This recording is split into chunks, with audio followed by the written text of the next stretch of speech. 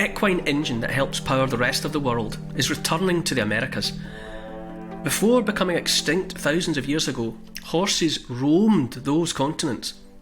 Now they're back, thanks to Christopher Columbus. If the indigenous peoples saw trouble ahead from the two-legged incomers, they were quick to recognise the positive potential of those on four. Endeavouring to understand history in hopes of illuminating the future, I'm Neil Oliver, and this is my love letter to the world. Greetings, fellow time travellers. Great to have you with me as we travel through space and time. Before we get started on today's episode, as usual, I need and want to say a big thank you to all the people who make this podcast series possible by signing up to my patreon.com site. It's that financial input that makes everything else possible, makes the love letters free, as they always have been and always will be. So thank you if you are a member. If you're not, if you haven't signed up so far and you'd like to, go to patreon.com, look for me by name, and part with a bit of cash. Sign up and become a member, and that gives you access to a community, really, a family of like-minded people. And there are question and answer sessions and competitions and vodcasts and podcasts and all of the rest of it. It's a great bunch, it's a great family, and you'll be among it. So, that's enough of the advert. Now it's time to strap yourselves into the time machine as we set off on the next stop on my love letter to the world. Recorder, microphone, action.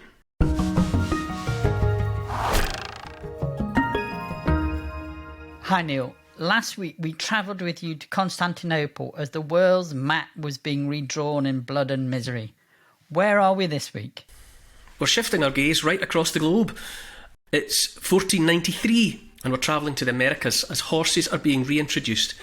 This would prove to be a defining moment in the continent's development, and over the next few centuries horses would come to shape and define both North and South America. It's a story that affects every part of North and South America, and it kicks off, well, with the arrival of the Spanish and the Portuguese and the rest of the Europeans. They arrived at the end of the 15th century, 1492 and all that, and then the story that we're going to talk about today unfolds in the 16th century. It's the return of the horse, believe it or not. With the possible exception, I suppose, maybe of somewhere like Mongolia, I don't think there's anywhere on the planet more associated really in the mind's eye with men on horseback than the Americas. Cowboys and Indians, as it were, the movies of the 40s and 50s and 60s, it's all about men on horseback, alternately firing rifles or shooting bows and arrows at one another. But what's fascinating and what most people overlook is that the native indigenous horse was hunted to extinction in the Americas not long after human beings found their way into that part of the world, 25,000 years ago, there or thereabouts. They came across the Bering Strait, one way or another, either dry shod or if it was partially flooded, they came across in little boats. But in any event, humans came in about that time. Archaeologists and paleontologists can tell it from the archaeological and fossil remains, and they know that there were horses. Once upon a time, there were naturally occurring indigenous horses in the Americas, North and South, but they were hunted out, along with much else. The megafauna, all the big animals, were just hunted to extinction.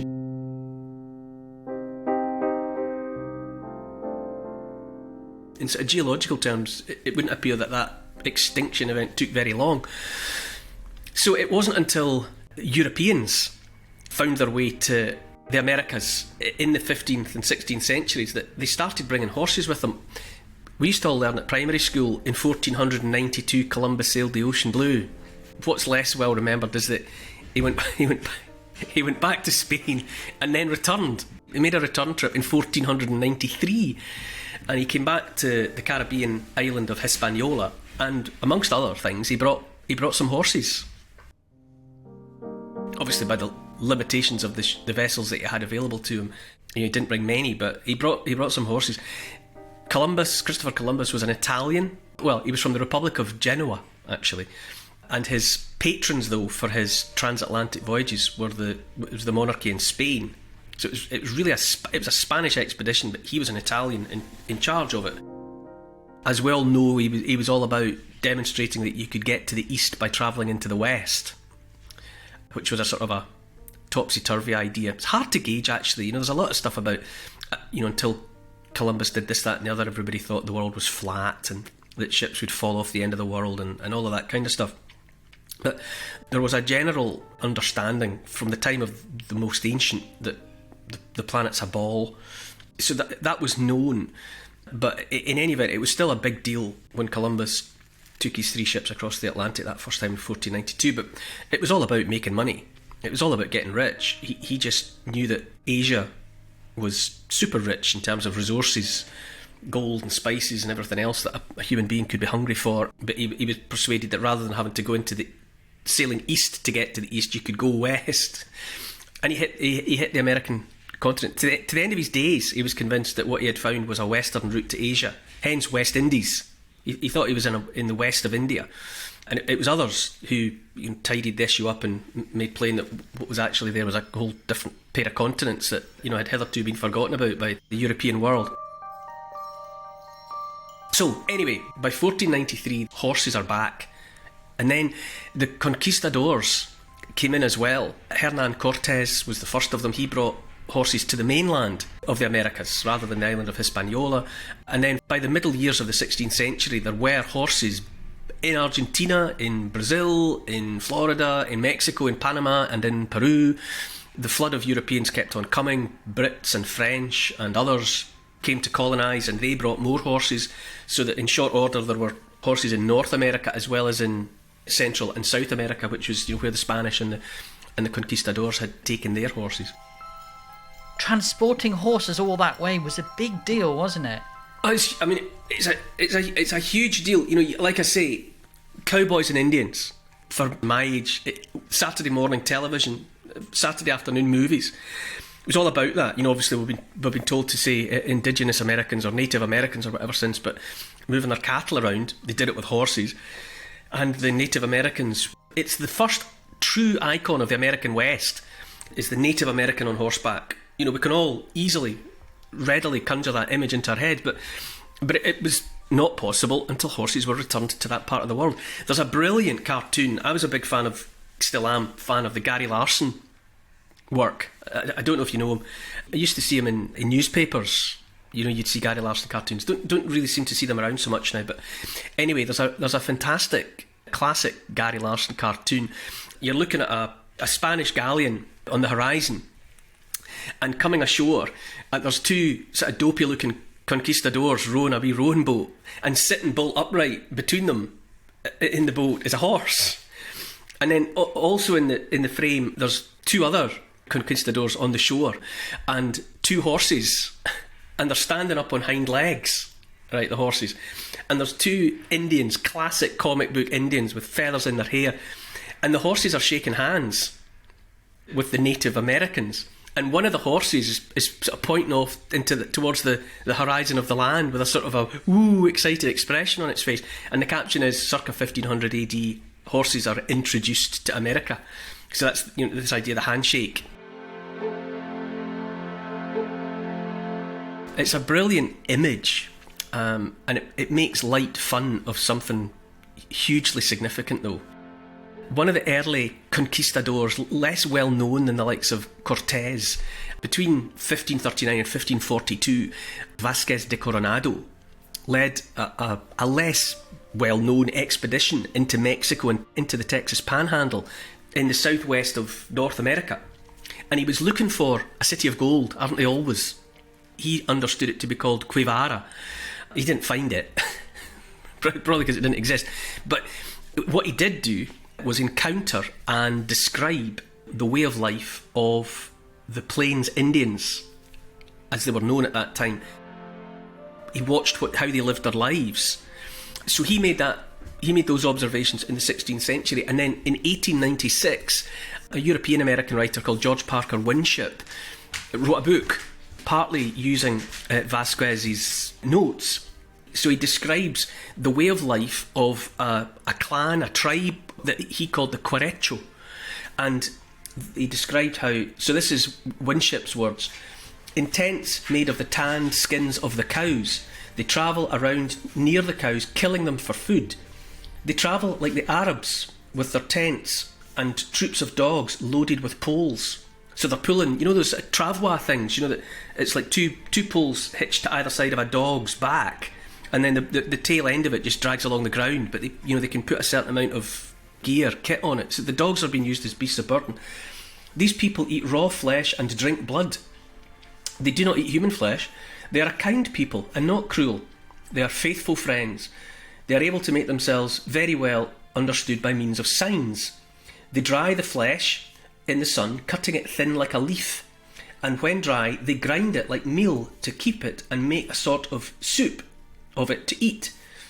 They season it with fat, which they always try to secure where they kill a cow.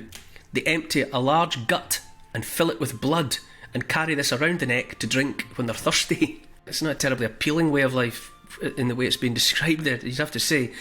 Maybe he was misunderstanding some of what he saw, maybe he wasn't. But that was life for that indigenous population in that part of North America as he observed it in the middle of the 16th century, right? That's before the horses were available. Now, Vasquez de Coronado had horses, that's how he was travelling, but he didn't have enough horses with him to trade, you know, to let these people have any horses. But subsequent contact with those peoples brought them the horse. All over, other conquistadors and other Europeans all over North and South America and Central America, they encountered settled farmers. That's how the indigenous people were living, and mostly they were growing or subsisting on maize. But the advent of the horse changed everything. And of course, once a tribe of Native Americans had enough horses that everybody could travel on horseback, the world was their oyster. And they could keep up with the cows that he's writing about there are obviously the buffalo. And they could now keep up with the herd much more readily than, you know, being on foot, pulling your tents and cooking pots and everything else around on the backs of dogs. Once they had horses, it revolutionised their way of life. And what evolved was a horse culture that we're so familiar with. But the thing is, what's really moving is that horse culture with which we are all so familiar was incredibly brief. It came like a flower, and it lasted as briefly as any blossom. It flourished for those Plains Indians, the Sioux, the Apache, and all the rest of it. The Querecho, in fact, that were being written about there in the 16th century were probably the same people as became the Apache of legend. But that flowering was incredibly brief. It really came to its apogee in the 18th century and the 19th century, and then during the 20th century it was completely crushed. That wild, free, roaming way of life for the Plains Indians that was made possible by the advent of those Spanish horses, you know, it came and went in the blink of an eye. And going back to that Gary Larson cartoon, it summed up something very neatly, that the indigenous people might have quickly realised that the two-legged arrivals posed a threat, but at the same time they realised the absolute potential of four legs. You know, so there was a tragic paradox there, that these arrivals were bringing something that they knew, could see, was going to be incredibly useful, but at the same time it was arriving with something incredibly dangerous. I suppose the moral of the story is beware not of Greeks bearing gifts, just beware of Europeans bearing gifts. It's a great what-if question, isn't it? What if the ancient Americans hadn't hunted the horse to extinction? Would the horse have powered a different culture there? A powerful one, like the one it helped power in the West, in Europe?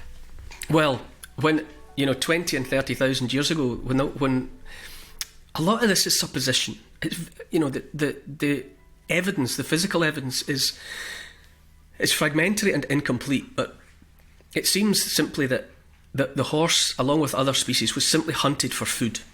Hunted for all the usual stuff, for the skins, for the hides, for the bone, for the hooves, for whatever, for the teeth, everything, the meat. They were taken as food supply. Domestication of the horse, domestication of anything, was a very long, drawn out process.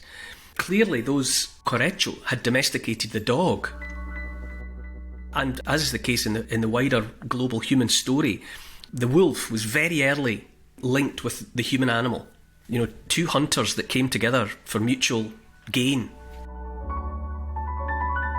Domestication was a long drawn out process. It may have started with the wolf. That in all likelihood be the first animal that was domesticated by humans. The domestication of the horse came later. And like the domestication of cattle, maybe 10,000 years ago, in somewhere like Iran, Persia, that kind of neck of the woods, the first of the cattle. And I mean, by God, you set yourself the task of domesticating wild cattle. These things, aurochs and the ancestor of the cattle, that's a serious animal. These things are 7 and 8 feet at the shoulder, with massive horns, and they're aggressive. But people set out to and did domesticate them, probably calves, but nonetheless, they have to separate the calf from the adult. And the horse. So imagine setting out to domesticate a horse. I mean, a horse will kill you. A horse is a dangerous creature. And so that process took longer. The horse was domesticated on the European or the Asian continent first, it would appear. And it didn't happen. That just didn't happen in the Americas. The animal was just hunted out rather than converted into a tool, a power supply that could be used. And it meant that although there were human beings doing other things in the Americas, they weren't domesticating the horse because the horse was gone. And so that arrived ready assembled. It was an oven-ready horse when it arrived, in as much as the job of domesticating them was already there. It's already been done. But it's such a poignant story. It's just another angle from which to look at the catastrophe, really, of what happened to the indigenous America when European human beings arrived in the 15th and 16th centuries. They brought disease, they brought different ways of fighting, and they just, one way and another, they just completely overwhelmed every indigenous culture that they met. And while for a brief flowering there was the horse culture in North America, so iconic, the first true American icon, 4 legs good, 2 legs bad. As humans, we often think that we are the source of everything, but you can see we needed other animals to work with us. To go forward. Yeah, there's that process of domestication. It ran out of all the animals that could be domesticated were domesticated a long time ago. Domestication of dogs, who knows? Maybe it's 30,000 years ago that you start finding dog bones in human contexts. 25 and 30,000 years ago, suggesting that they've got some sort of symbiotic relationship by that point. The dogs and humans are mixing their lifestyles for mutual gain. And then the cattle are domesticated. Some bird species are domesticated. Chickens, dogs, some birds, horse, cattle. The Indian elephant, that's domesticated. The African elephant's never domesticated. That never happens. It can't be done. And only certain species of horse were domesticated. You've got zebra, for example, in Africa. They're not domesticated.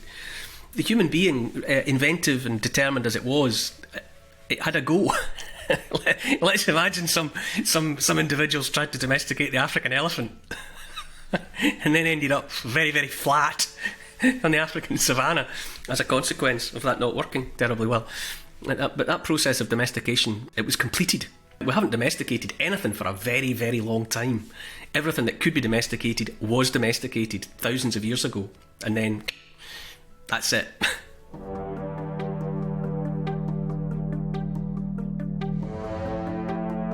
Striding up to the castle church, an unlikely revolutionary nails a document to a door.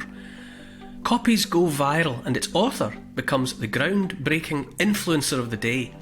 Emboldened, he circulates ever more challenging ideas. Insults start to fly. Pope Leo calls him a drunken German, and he replies that the Pope is no better than any other stinking sinner. Next time in my love letter to the world. To help support this podcast and to get access to new and exclusive history and comment vodcasts every week, sign up to my Neil Oliver Patreon site. I'd love to see you there. Check out the Instagram account called Neil Oliver Love Letter. My YouTube channel is simply called The Neil Oliver Channel. And to help build this podcast, please tell your friends about it, get them listening, and write a review maybe to convince the online crowd to join us. For further reading about these moments in time, you could try my book. It's called The Story of the World in 100 Moments, and it's published by Transworld. Neil Oliver's Love Letter to the World is produced by Paul Ratcliffe and Neil Oliver for Catnip Inc. The music's composed by Milo McKinnon. The social media and YouTube producer is Oscar, CFR. Additional research is by Evie, Lucian, Archie and Teddy.